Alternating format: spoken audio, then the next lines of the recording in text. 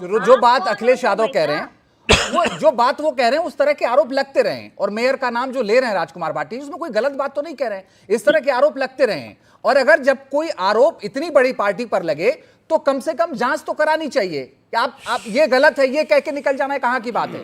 मैं ये जवाब तो इन सिन्हा से भी लूंगा। मेयर के अलावा अयोध्या में जो सेना की जमीन है वो देखिए, भी बांट दी है, अजीत जी, उस पर भी जो कब्जा बात कर आप लिया। कह रहे हैं वो बात बहुत अच्छी है कि अखिलेश अगर आरोप किसी चीज को लगते हैं तो उसके आरोप की गंभीरता को समझना चाहिए और उस पर जांच करानी चाहिए, क्योंकि राजनीति में जनता के बीच अगर किसी भी तरह के संदेह पैदा होता है तो उसका समाधान देना सत्ता पक्ष का कर्तव्य बनता है और उसको देना चाहिए। लेकिन उससे बड़ा सवाल तब उठता है कि जब कोई राजनीतिक दल केवल अपने सियासी फायदे और नुकसान के लिए आरोप लगा करके और आरोप से फिर बाहर निकल जाता है, उस पर कोई आगे चीजें बढ़ाई नहीं जाती है। तो इससे एक मजाक सा बनता जाता है कि आरोप लगाते करके आप निकल जाते। जैसे आपने देखा होगा कि अरविंद केजरीवाल की पूरी राजनीति इसी बात पे थी कि उन्होंने एक लिस्ट निकाली, लोगों को दिखाते रहे और उसके बाद उस पर कोई कार्रवाई नहीं। और एक सवाल जो आप बार बार पूछ रहे हैं राहुल गांधी के ऊपर, भाटी जी यहाँ बहुत सीनियर बैठे हैं, उनको सब चीज पता है कि राहुल गांधी ने ये बहुत बड़ी भूल करी है, उनकी एक राजनीतिक गलती है, क्योंकि ऐसे मुद्दे पर अगर राहुल गांधी संसद में नहीं बोलते हैं तो मैसेज गलत जाता है। ठीक है, चलिए सर, वो विपक्ष का मुद्दा जाने दीजिए। तो इन सिन्हा, मैं एक आखिरी सवाल, मेरे पास समय बहुत कम है, तो इन सिन्हा 30 सेकंड में आपसे जवाब चाहता हूं। अखिलेश यादव अगर ये कह रहे हैं कि रजिस्ट्रियों का पता कर लीजिए, भाई जारी कर दीजिए ना रजिस्ट्री, कानपुर की, लखनऊ की, अयोध्या की, गोरखपुर की कर दीजिए जारी, क्या दिक्कत है? देखिए, ये आरोप जो है हमेशा से समाजवादी पार्टी लगाती रहती है, क्योंकि तीव्र जब उनके समय में जो है काम जो है रुक रुक के होते थे, हमारी समय में तीव्र गति से काम हुए। मेरा सवाल ये था ही नहीं, मैं कह रहा हूं अगर वो आरोप लगा रहे हैं तो जवाब देने के लिए जारी कर दीजिए ना रजिस्ट्री। कौन सी गति से काम कर रहे हैं साहब? अरे भाई, आप खुद ही मान लिया, आपने मान लिया कि जांच की कोई आवश्यकता नहीं है, आप जारी कर दीजिए ना। चलिए, मेरे पास वक्त इतना ही था, बहुत बहुत शुक्रिया राजकुमार भाटी जी, शादाब जी, बिलाल जी, तुहिन सिन्हा जी, प्रियंका गुप्ता, रुद्र प्रताप सिंह जी, आप सबका बहुत बहुत शुक्रिया हमारे साथ जुड़ने के लिए, हमसे बात करने के लिए। मुकाबला में वक्त एक छोटे से ब्रेक का, थोड़े से इंतजार के बाद फौरन लौट रहे हैं।